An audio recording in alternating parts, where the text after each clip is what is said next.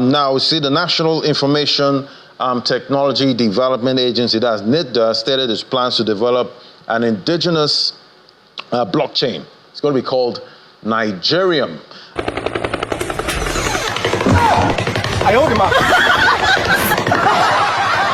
All right, let's get a check on the crypto market now. Get the color of the market at this time. We know it's predominantly, we've seen red there with pullbacks there with Bitcoin and track. We see Bitcoin. Okay, well, straight to the crypto headlines then. Hamster, Kombat pre-sale.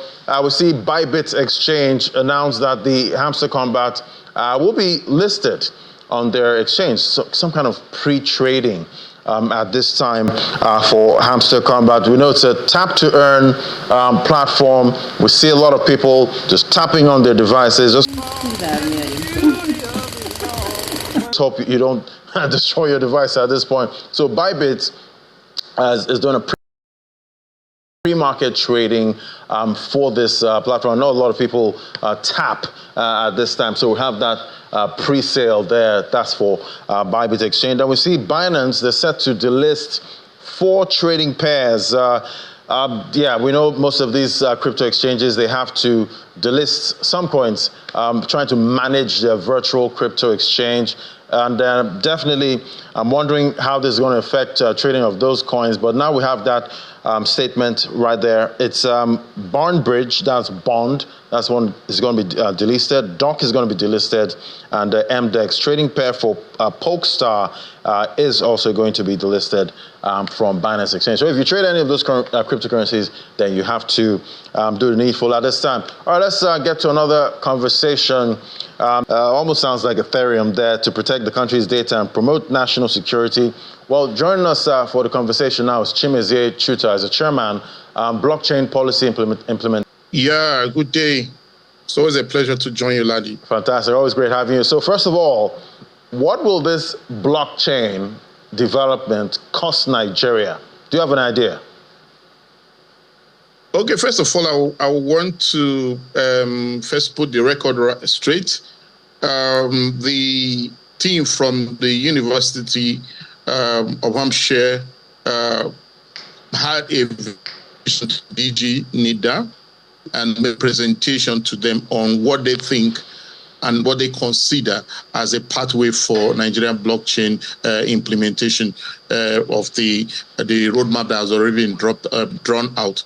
So what they have done is a recommendation and a suggestion. Is not yet something that has already been a done deal. So the DG directed them to the steering committee, which also have interfaced with them sometime last week to be able to look at their proposition on the possibility of deploying a unique blockchain that is probably a type of Ethereum blockchain that will be used for consolidating all the other blockchain initiatives that the Nigerian government is planning to do. So I just needed to put that in there because the media didn't report that thing very, very well. So I just wanted to be accurate. All right, thank you for that. Definitely, that helps. But my question again, how much is it going to cost us? Okay, so the work of analyzing and recommending the appropriate blockchain that would be deployed by the Nigerian government to host all the data, to host all the use case recommendations that the steering committee is going to be coming up with is still a work in progress. So until that is decided, you can't begin to have a cost. Okay, and the element here that everybody needs to understand is that there is a need for an appropriate injection of local content. That's one of the DG's interest in driving this blockchain policy initiative, to have sufficient local content in the implementation. So at this point, no one, including myself, nor any other person, will be able to exactly say how much it's going to cost, because it's not yet a decided factor. All right, definitely. We'll keep tracking that. But what would this blockchain be able to do for Nigeria? What kind of data will be having up there? Okay, so the steering committee is looking at the low-hanging fruits and the use case scenario that is most important.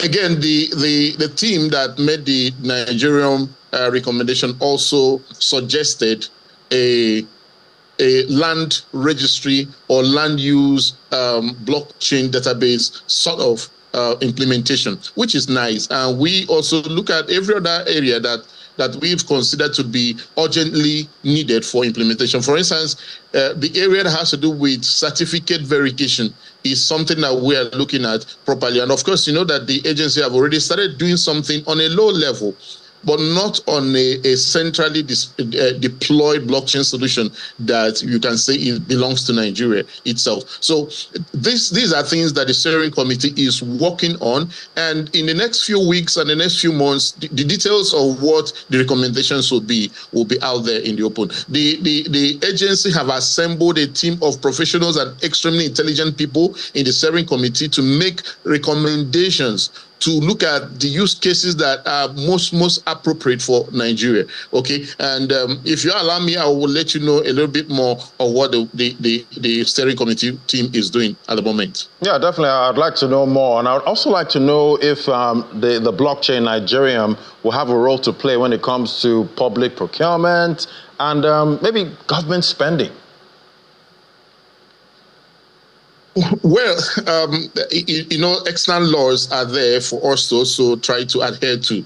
So, for instance, we are looking at the recent incident that has to do with taxing of crypto transaction. I know you didn't ask me that, but you know that when the time is right and the regulatory instruments and the needed frameworks are put in place and definitions are all cleared, then you can begin to expect taxation and all those things to come in effectively.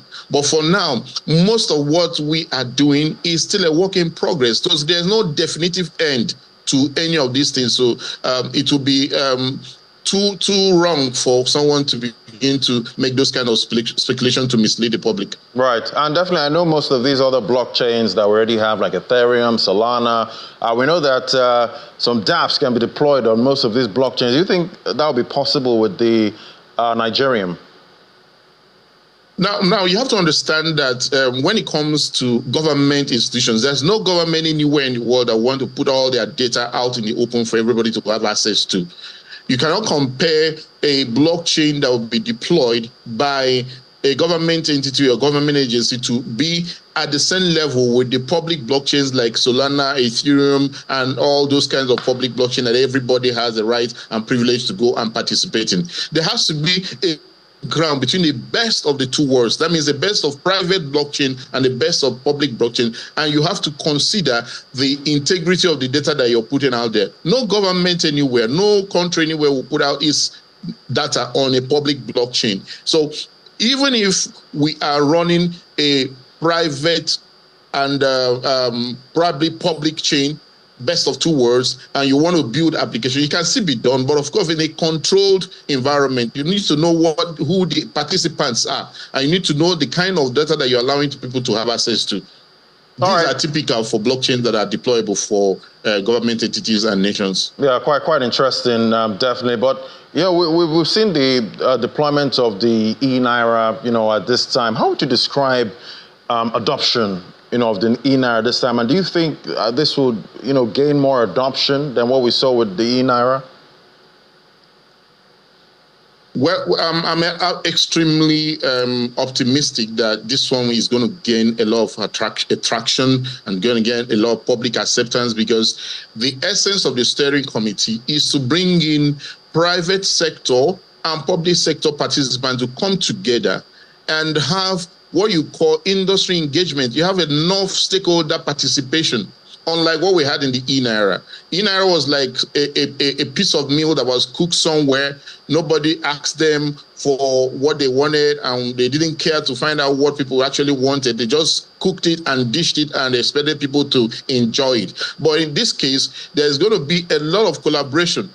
I mean, we have about 42 members in the steering committee, and these people cut across industries, both in the private sector and in the public sector. So it's a complete suite of professionals that will be able to make some of these recommendations that will be to the best interest of over 200 million Nigerians. What do you think the new leadership of the CBN, what do you think they can still do with the e-Naira at this time to actually promote adoption?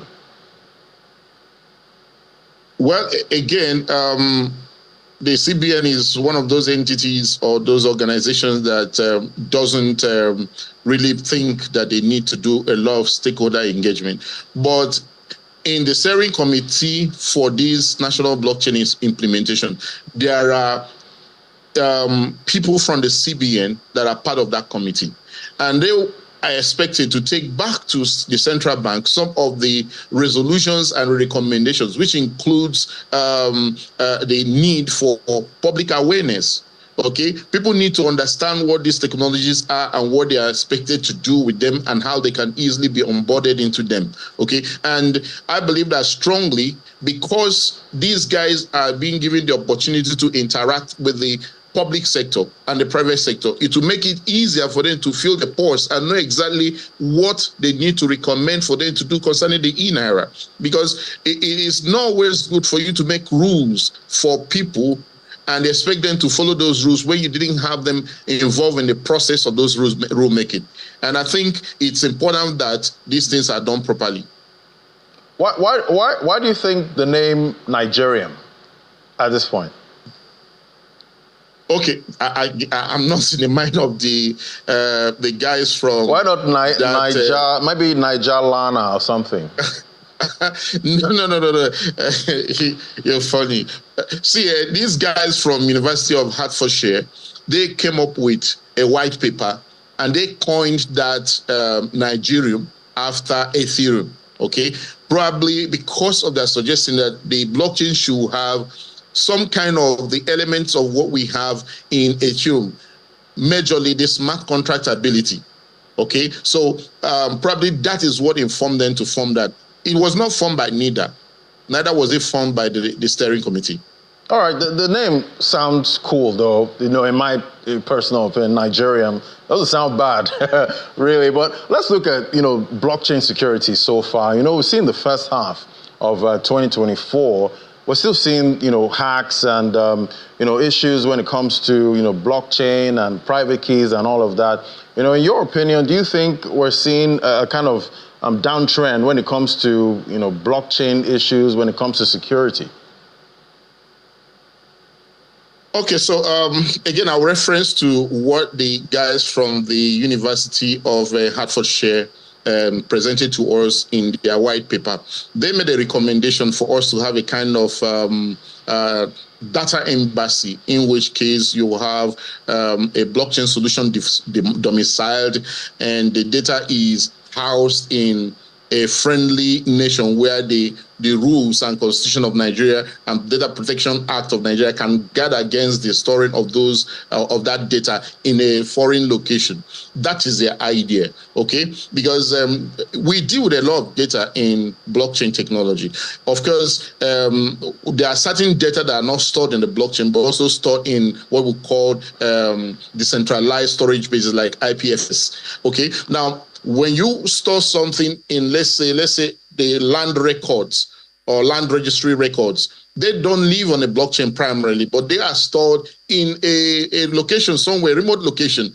And of course, we know the Data Protection Act for deployment of data centers guarding Nigerians' entities. So you don't take our data out, but in a situation where you have a data embassy, in which case the data is stored in a friendly location, in a friendly country where Nigeria can house them in an environment where Nigerian laws also apply, probably data centers in embassies where Nigerians exist. Chimeze, thank you so much. Always great having you, and you know how to break down this blockchain matter to us. Thank you so much. It's great having you, Chimeze Chuta, Chairman, Blockchain Policy Implementation Steering Committee. Thank you so much. Thank you. All right, so that's the show today. That's how most of the markets we track. That's how they're looking today, and we definitely will give you a summary of how the local bourse closed today. You can visit channelcv.com. You can also Talk to us on social media. Tell us what you think about the name, the blockchain, Nigerium. Does it sound cool to you? Well, I'm Ladi Williams from me and the team right here at Channels HQ. It's bye for now.